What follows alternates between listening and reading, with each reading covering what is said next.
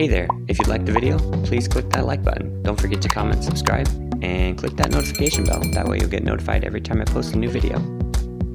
Hey everybody, so I got my 2007 Dodge Dakota here, and today I'm going to do a coolant drain and refill, and I'm also going to replace the thermostat. So let's get started. So I got my bottles of coolant and distilled water and also the new thermostat there. This truck takes 13.3 quarts of coolant, so that's about 3 3/8 gallons. So you mix it 50-50 in this truck. It's the recommended concentration. If you want to check out a quick video on a way to test your coolant to see if it needs to be replaced, go ahead and check out my video in the top right corner here. I'll link a video I did showing you a quick test you can do with a multimeter. So under the truck here, first thing I'm going to do is go ahead and drain as much of the coolant out of the radiator and engine as I can. So I'm going to open the petcock drain valve right here at the bottom of the radiator. I've got a 3.5 gallon bucket under there, so it should be enough to hold everything. Once you have that draining, you're going to want to take your radiator cap loose, and that'll help it drain a little bit quicker. Alright, now that valve stopped draining, so now next we're going to have to take the lower hose off there and drain that out into the bucket, and then right above it up there is where the thermostat housing is.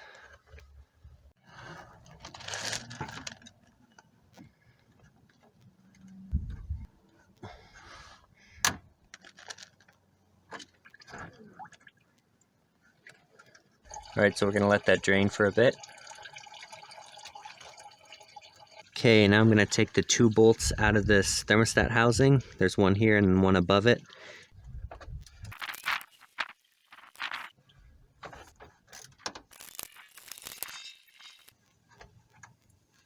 Okay, now we're going to pull the thermostat out.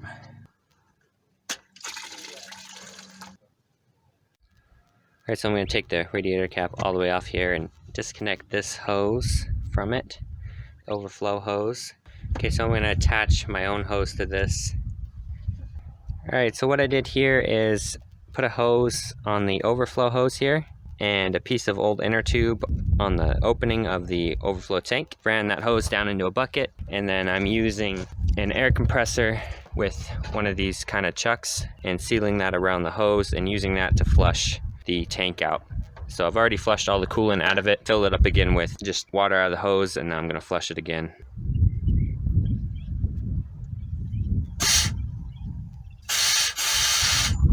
Once you get the flow started with the air, it'll siphon out by itself, and then you can just use the air pressure to get the last little bit out. You don't want to use too much pressure on that tank though, because you could split it, so you want to be careful. I'm also going to spray some water in the radiator and drain it out the bottom hose port down there. The hose is off, so it'll come back out that bottom port just to flush the radiator out a little bit, and then we'll put the thermostat back in and start filling it back up with coolant. Alright, so I'm going to clean up this lip a little bit, the rag.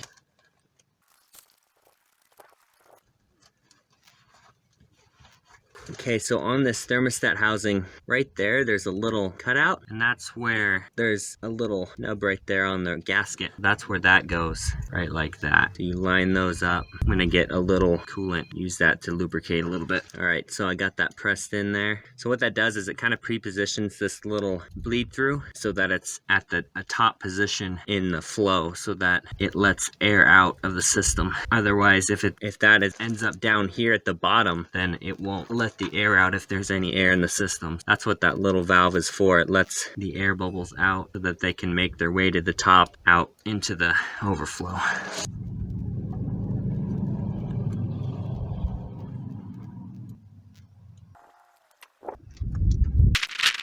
Again, you want to tighten these down nice and evenly, because like in my previous video, we don't want to do no flange bending, but in this case we'll do housing snapping is what will happen instead. It'll be housing snapping, not flange bending, which is almost worse, then you have to buy new housing.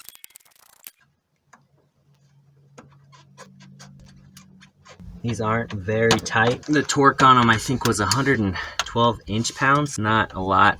Don't want to overdo it because you'll crack the housing for sure, but you also don't want leaks, so you got to find that balance. I think that's good. I gotta put that clamp back on. Get my pliers here, gently work it back on.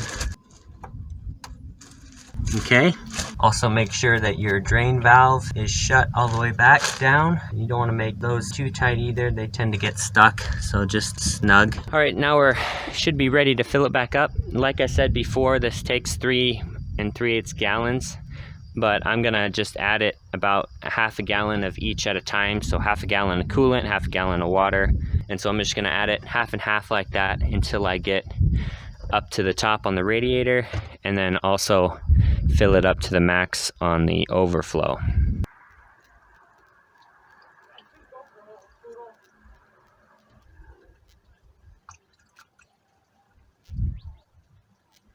I'm gonna put the cap on kind of loosely and start it and let it cycle that down into the engine a little bit, clear out the air bubbles, and then I'll be able to add some more in. Alright, I think that about does it for this video. I got the level filled back up to the top in the radiator, and about 3/4 of the way to max on the overflow tank. They say it can take about 3 to 4 cycles of running it at operating temperature and then letting it cool off before you can be sure the level's going to stay because of the air coming out of the system and everything. So I'm just going to keep checking it for a few days and make sure it stays where it should be. So anyway, I hope this helps somebody. Thanks for watching, and if you liked it, please leave a like and don't forget to subscribe, and I'll see you guys in the next one. Thanks for watching. You can check out some of my other videos right here, and if you want to, you can subscribe by clicking here.